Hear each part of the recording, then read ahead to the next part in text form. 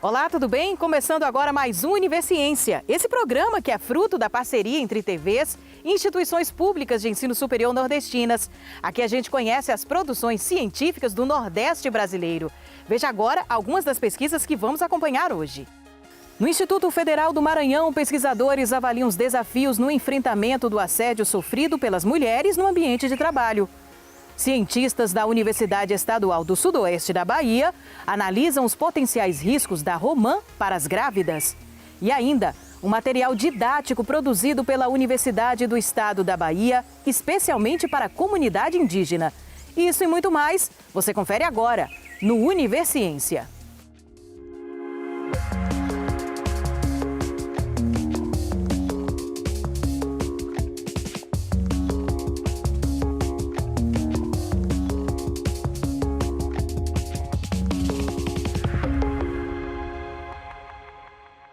As relações trabalhistas no Brasil são historicamente marcadas pela violência. Afinal, a própria formação econômica e social do país se deu em torno de regimes de opressão, como a escravidão. Hoje, trabalhadores e trabalhadoras já conquistaram a garantia de muitos direitos. Porém, algumas práticas ainda recorrentes dificultam o acesso às condições profissionais ideais, especialmente para as mulheres. O assédio é uma dessas formas de violência no trabalho. E suas causas, circunstâncias, impactos e também o combate foram tema de pesquisa no Instituto Federal do Maranhão. Eu sou Caroline Parrião Rodrigues. Eu entrei no IFMA para trabalhar como assistente social. Na minha atuação profissional, constantemente eu recebo demandas relacionadas à violação de direitos, a violências diversas, abuso de autoridade, perseguição, desqualificação do trabalho. E a partir dessas minhas experiências eu resolvi me aprofundar um pouco e problematizar, investigar de que forma essa violência acontece no âmbito da instituição, como há um enfrentamento dessas violências e quais os principais impactos. Eu entrei no mestrado em Políticas Públicas da UFMA, onde eu realizei o estudo Assédio Nosso de Cada Dia, análise do Instituto Federal de Educação, Ciência e Tecnologia a partir das relações de gênero no trabalho. O objeto de pesquisa é exatamente problematizar essas relações de trabalho a partir das experiências das trabalhadoras, das mulheres trabalhadoras no IFMA, considerando que as mulheres, historicamente, elas vivenciam situações de violência, né? Situações de exploração, de opressão e ultrapassam o âmbito doméstico, o âmbito privado, o âmbito familiar, quando essas mulheres adentram também o mercado de trabalho, os espaços de trabalho fora de casa. A pesquisa ela teve no seu percurso metodológico a orientação do método materialista histórico dialético. Nessa pesquisa bibliográfica eu aprofundei as categorias trabalho, violência, gênero e assédio. Foi realizada também uma pesquisa documental. Essa pesquisa documental ela partiu principalmente de relatórios institucionais, então eu tive acesso a relatórios da ouvidoria do IFMA e também da comissão de ética. Concomitante a esse processo, foi realizada a pesquisa de campo. O público-alvo eram trabalhadoras com vínculo efetivo na instituição. Eu apliquei um questionário online e durante esse período foi realizada uma mobilização, uma sensibilização da comunidade acadêmica. A gente conseguiu abarcar, né, basicamente todos os campos. Então, nós tivemos 190 participantes da pesquisa, foi um número muito significativo. E dessas 190 participantes, a maioria foram docentes, mas teve a participação bastante engajada de trabalhadoras de nível médio, de nível fundamental e de nível superior. O levantamento ele aponta que 55% dessas mulheres que responderam às entrevistas, elas foram vítimas de assédio. Predominantemente, quem pratica essas violências são homens, a maioria colegas, mas também chefes. Há essa peculiaridade, né, do assédio ele ser muito recorrente entre os colegas, que é o que a gente chama de assédio horizontal, né? E isso vai, inclusive, na contramão de alguns estudos, tanto nacionais quanto internacionais, que colocam as relações hierárquicas como predominantes, no sentido de que essas desigualdades de gênero que estão nessas relações que estão conduzindo, principalmente, né, o assédio que é praticado contra essas trabalhadoras. Nós também identificamos algumas ações institucionais. Houve um projeto Empodera IFMA, que visava realmente iniciar esse debate na instituição. Houve uma campanha muito significativa, que foi a campanha Não é Não, de enfrentamento especificamente ao assédio sexual. A partir da pesquisa, houve um desdobramento maior, que foi a elaboração de um projeto, o projeto estratégico IFMA Livre de Violência de Gênero. Então, é muito importante que o IFMA esteja compreendendo que é necessário assumir essa corresponsabilidade. A violência no trabalho, e se a gente for pensar no Brasil, é algo que está desde a nossa fundação. Nosso processo de formação social e econômica foi por meio da violência aos povos tradicionais que aqui viviam, aos povos originários. Assumir que há um problema que é estrutural e realmente fortalecer ações de enfrentamento, de combate, né? É urgente, é uma ação urgente. E isso também parte de nós, trabalhadores e trabalhadoras. Veja daqui a pouco, o laboratório da Universidade Federal da Paraíba mostra como é possível criar microalgas em aquário. É depois do intervalo.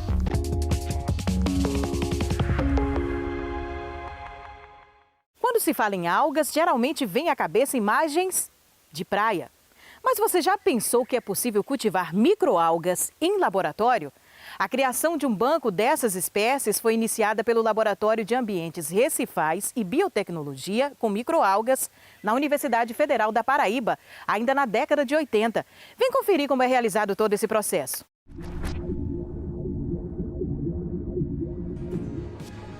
Tubos de ensaio, condições de luz e temperatura ideais, organismos vivos e não visíveis a olho nu. Estamos falando das microalgas, cultivadas aqui nesse laboratório. Elas, apesar de discretas, são essenciais para a manutenção do ecossistema.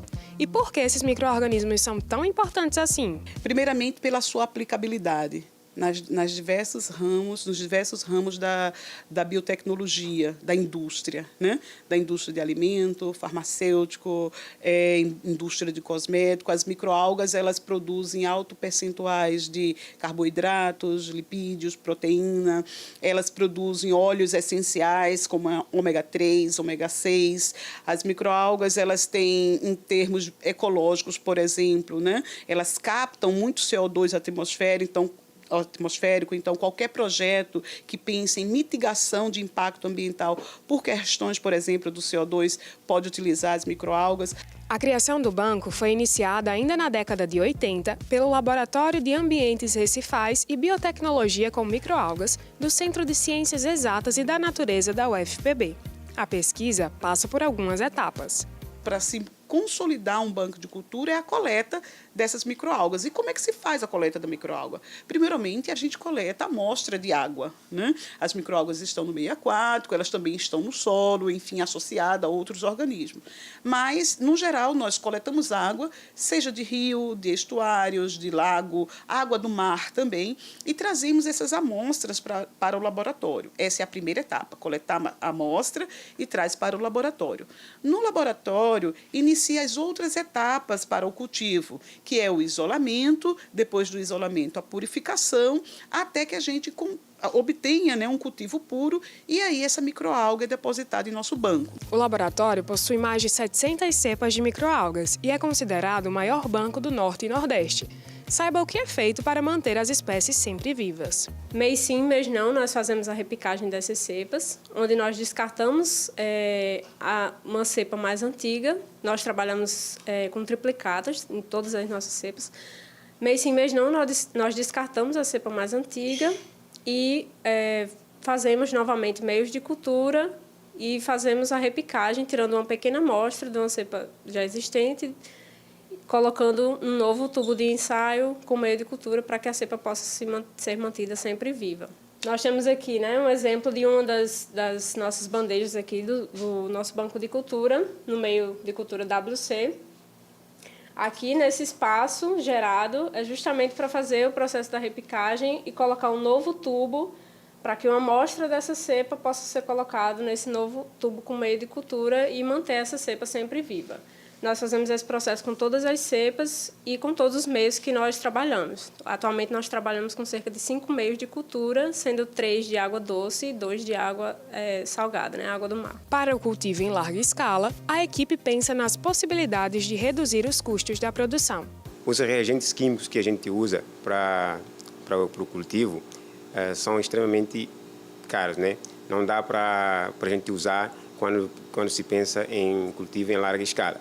Por isso nós pensamos, né, e trabalhamos com efluentes, por exemplo, de origem doméstica, agroindustriais, que têm esses macro e micronutrientes presentes, como, por exemplo, nitrogênio, fósforo, para o cultivo dessas microalgas. São resíduos, são dejetos de, por exemplo, suíno, aves, por exemplo, esgoto doméstico, né, que nós obtemos, que tem nas grandes cidades, por exemplo, que inclusive acaba caracterizando como um grande problema do mundo contemporâneo, né? E o que esperar da utilização das microalgas no futuro próximo? Certamente o alimento do futuro vem desses micro-organismos, porque eles têm maior teor de proteína do que a soja, que é o que a gente compara, maior teor de carboidrato, lipídios, né? Então, o alimento do futuro vem dessas microalgas. O combustível do futuro já vem dessas microalgas. Em várias partes do mundo tem sido cultivado microalga para a produção de biodiesel e bioetanol, né? Logo, com certeza, é o micro-organismo para mudar, né, essa atmosfera de consumo exacerbado que a gente tem, né? Então, mudar a forma de nosso consumo para um consumo mais consciente e que degrada menos o ambiente. Investir na ciência é o passo para o crescimento de uma sociedade, com certeza. E investindo na microalga, a gente vai estar investindo no crescimento de uma sociedade e no crescimento de um mundo com um menor índice de impacto, né? Ou um alto índice de mitigação de impacto. A gente sabe que muitas pessoas usam plantas para diversos tratamentos. Mas o que muitos não sabem é que, apesar do entendimento popular acreditar que, por ser natural, não faz mal a ninguém, a realidade não é bem assim. É preciso ter cuidado e conhecer as propriedades das plantas, vegetais e frutos para saber das potencialidades e principalmente dos riscos. É o caso da romã, por exemplo. A espécie é comumente aplicada para fins medicinais, mas pode apresentar riscos para as gestantes. Vamos entender mais na pesquisa realizada pela Universidade Estadual do Sudoeste da Bahia. A pesquisa veio como consequência de uma pesquisa anterior feita por Samela, onde ela conheceu um pouquinho mais sobre a espécie, sobre a romã, e começou a entender que essa espécie poderia, a depender de como ela é usada, de quais partes ela é utilizada para consumo humano, de alguma forma ela poderia trazer algum prejuízo, algum mal no período de gestação. E isso despertou interesse nela em saber, será que as gestantes sabem sobre esse perigo? Sendo essa espécie uma espécie tão popularmente conhecida e até mesmo utilizada? A gente fez nos postos de saúde, né, a pesquisa em cerca de 14 postos e com 80 gestantes. Elas faziam o atendimento pré-natal, então cada posto tinha seu dia específico. Aí eu ia lá, teve perguntas relacionadas à idade, à escolaridade e o uso de plantas medicinais. E a gente enfatizou a romã, né? Porque muitas delas também utilizavam outras plantas. 53 utilizavam a romã. Tanto estavam utilizando no momento em que eu fiz a questionário, quanto antes, né? E tinham gestantes que estavam utilizando todos os dias, porque elas acabam achando, né, que é melhor do que tomar o remédio, vai trazer um benefício melhor, né? Por elas estarem grávidas, e acabam usando indiscriminadamente. Então, muitas estavam utilizando, e sem saber dos riscos. As gestantes não sabiam, de maneira nenhuma a nossa pesquisa tem o interesse de colocar a romã como uma vilã ou algo que não deva ser consumido, mas sim com cuidado maior, no caso da nossa pesquisa com as gestantes. E quando fizemos esse levantamento de dados em campo, nós percebemos que, dentre as gestantes entrevistadas, a grande maioria fazia uso ou fez uso da romã durante o período de gestação e não sabia de nenhuma forma que ela poderia trazer algum prejuízo para a formação do bebê durante a gestação, enfim, que poderia trazer algum problema para elas. Uma das coisas que mais me chamou a atenção foi as pessoas que trabalham nos postos de saúde, também os profissionais, desconheciam os riscos, né, das plantas medicinais. E sobre a romã, eles até chegavam a prescrever, né? Se alguma grávida não queria usar o remédio, se tivesse com algum problema na garganta, elas estavam utilizando. Até por conta, né, dos profissionais falando. E notou-se que, devido a ser um produto natural, elas considerarem isso, elas utilizavam demais mesmo. E também por conta muitas das gestantes que eu entrevistei não possuíam ensino médio completo. Então, também se diz, um fato sobre a situação econômica, né, mais desfavorável no caso.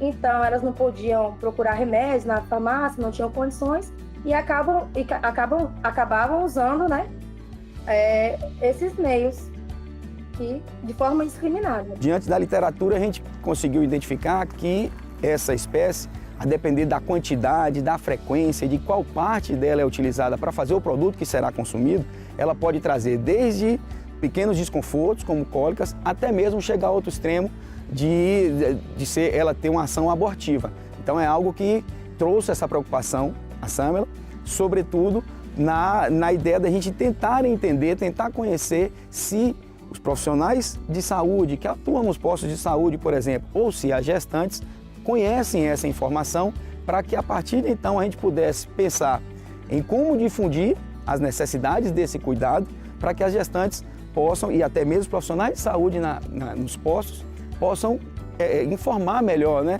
Trazer essa informação, trazer esse cuidado, a necessidade do cuidado do uso dessa espécie indiscriminadamente, mesmo ela sendo uma espécie natural. O caule foi uma das partes mais perigosas da romã, né? Porque ele possui compostos químicos que podem atravessar a placenta e atingir o feto, né? Então, pode causar a teratogênese, a embriotoxicidade. Para a gestante em si, não pode causar problema, né? Mas para o feto, pode ter alguns problemas. Tanto que algumas delas não utilizavam apenas o fruto, que muita gente, né?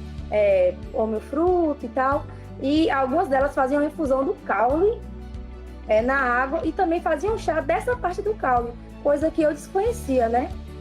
Então elas utilizavam de várias formas. A romã fornece, né, ou serve como base para uma série de produtos. Esses produtos são facilmente adquiridos nas farmácias e nossa pesquisa não indica, no momento ainda, qual daqueles produtos podem fazer mal. Nossa pesquisa vem com a intenção de alertar que eles podem, de alguma forma, trazer algum prejuízo ou algum desconforto durante a gestação. Mas quem vai determinar qual produto, em qual quantidade, em qual frequência poderá ser utilizado, lógico, é o médico que está acompanhando essa gestante. Então, nossa intenção é indicar que este produto, que é um produto natural, que culturalmente nós temos a ideia de que se é natural não faz mal, é que a história não é bem assim e que elas tenham esse cuidado de, ao fazer o consumo de produtos derivados da romã, elas façam a consulta antes com os médicos que estejam acompanhando elas.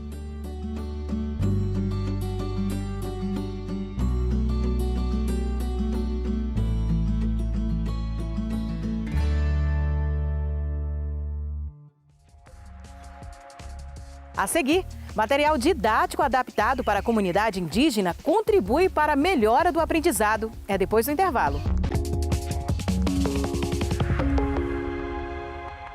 Muitos são os desafios da educação no Brasil. E quando se trata dos povos indígenas, os desafios são ainda maiores. Porque a grande parte do material didático se distancia da realidade dessas comunidades. E que tal um material que proporciona o aprendizado usando a ótica desses povos? Na educação escolar indígena, professores e estudantes perceberam uma melhora significativa na aprendizagem após a utilização de um material didático feito com a participação da própria comunidade indígena, fruto do projeto de pesquisa da Universidade do Estado da Bahia.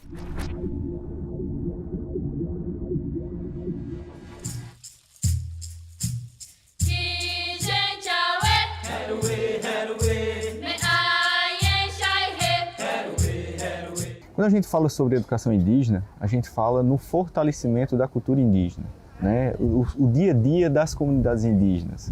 Então, quando a gente pensa em educação indígena, a gente tem que fazer essa diferenciação, educação indígena e educação escolar indígena. Então, é esse fortalecimento da cultura dentro da escola indígena. Então, quando a gente pensa em ensino-aprendizagem, o aluno indígena, ele tem que estar preparado na sociedade para ser atuante, ser crítico, ser reflexivo. Mas é uma grande demanda hoje desse fortalecimento dessa cultura. E como é que eu sei disso? Porque desde 2013 a gente trabalha com a licenciatura intercultural indígena e é uma demanda contínua dos professores indígenas terem esses materiais alternativos que complementem os materiais didáticos que chegam nas escolas indígenas. Por quê? Porque geralmente esses materiais didáticos que chegam em comunidades indígenas, nas escolas indígenas, são materiais que não trabalham com a realidade da comunidade. Então, quando a gente constrói esse material com a participação efetiva dessa comunidade, a gente consegue fazer as pontes da cultura indígena com aquele conteúdo efetivamente.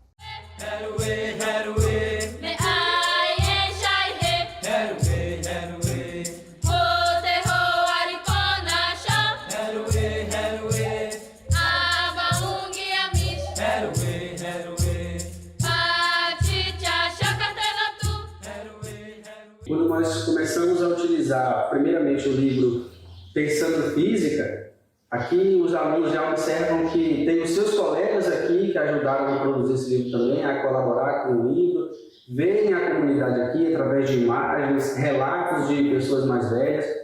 Elas começam a se ver aqui. Eu trabalho na Escola Indígena Pataxó-Tingui do Guaxuma, mas meus colegas também do Colégio Estadual Indígena Coroa Vermelha, Anexo Guaxuma, que também funciona aqui na aldeia Guaxuma, utilizam esses livros e perceberam um rendimento significativo após utilizar esses livros. Agora, a gente, utilizando esses livros, podemos utilizar os próprios jogos indígenas.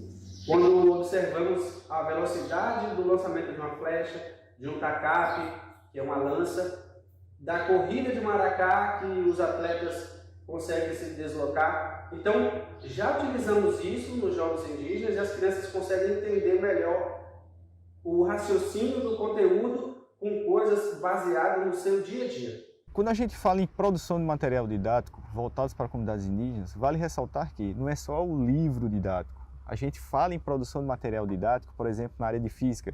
A gente lá no extremo sul da Bahia, a gente construiu uma caixinha de experimentos. Experimentos esses que a gente pode construir com materiais reciclados, materiais que são muito comuns nas comunidades indígenas. Madeira, plástico, PET, lápis, etc. Então, a gente conseguiu construir um laboratório móvel lá no extremo sul da Bahia. E material esse que foi expoente no que se diz respeito ao ensino de ciências e ao ensino de física tanto no ensino fundamental como no ensino médio.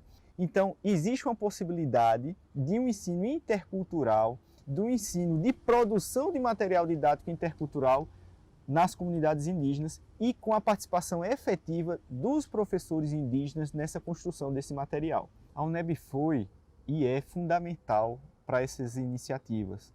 Quando a gente pensa na UNEB, nesse conceito de formação, por exemplo, na licenciatura intercultural indígenas, tanto lá em Paulo Afonso como lá em Teixeira de Freitas, quando a gente pensa no Opará, né, que é um centro de pesquisas voltados para essa produção de material didático, para pesquisas voltadas para a efetiva demanda dessas comunidades indígenas, é fundamental para a gente formar futuros profissionais que não vão estar somente na educação básica. Hoje temos colegas que são professores indígenas que estão dentro das universidades estaduais, dentro das universidades federais, dentro das escolas de educação básica, tanto indígenas e não indígenas, que estão preparados para fomentar a educação indígena, a educação escolar indígena e fortalecer a ideia de produção de materiais interculturais indígenas, de fornecer a possibilidade de uma interlocução entre a cultura indígena com a produção desses materiais didáticos, com outras possibilidades também de novos estudos relacionados às demandas que estão presentes em todas as etnias do estado da Bahia.